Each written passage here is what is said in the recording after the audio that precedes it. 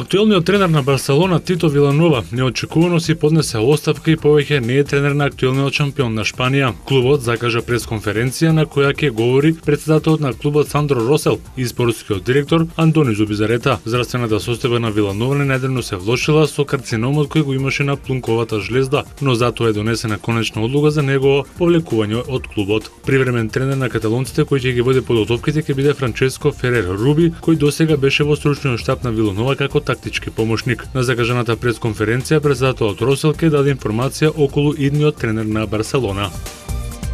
Раул Албиол и официјално е нов играч на калчуригаш од Наполи. Трансферот се очекуваше подолго време. 27-годишниот стопер потпиша 4-годишен договор со наполитанците. Двата клуба не откриваат колкава е вредноста на трансферот, но се претпоставува дека истата се движи околу 12 милиони евра. Тоа не е многу помалку од оние 15 милиони кои Реал и ги плати на Валенсија пред 4 години. Албиол станува вториот играч на Реал Мадрид кој преминува во Наполи во овој преоден рок, откако претходно во текот на овој месец и Хозе Калехон за 10 милиони евра се пресели во Неапол.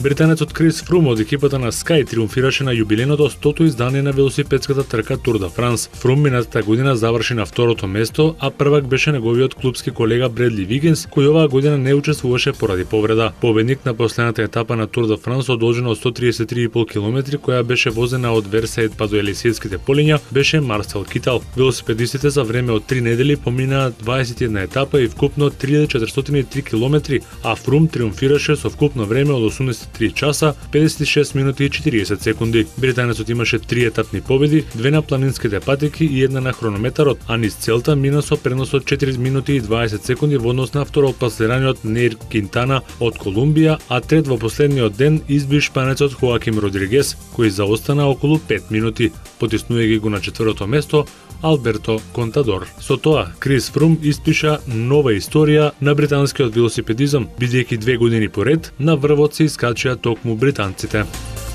Италијанскиот тенисер Фабио Фонини е победник на АТП 500 турнирот вреден 1,2 милиони евра во Хамбург, откако во финалето славеше со 2:1 во сетови 4-6, 7-6 и 6:2 против аргентинскиот квалификант Федерико Делбонис, кој во полуфиналето го елиминираше Роджер Федерер. Тој имаше изворедна можност да стигне до титулата на турнирот, но во вториот сет пропушти 2 меч топки во тајбрейкот, дозволувајќи му на Фонини да се врати во игра. Италијанецот го искористи психолошкиот момент и доминираше во третиот сет, добивајќи го со 6:2 за конечен триумф. Фонини има серија од 10 победи поред, откако претходната недела го освои турнирот во Штутгарт. Фонини доби парична награда од $250,000 и 500 АТП поени, додека Делбонис ја освои двојно помалата сума и 250 АТП поени. Кај дамите на ВТА турнирот во Баштад во Шведска победи Серена Вилијамс, добивајќи ја домашната тенисерка Ларсон со 2:0 во сетови 6:0 и 6:4. Со тоа Серена Вилијамс ја освои 53-та ВТА титула во кариерата.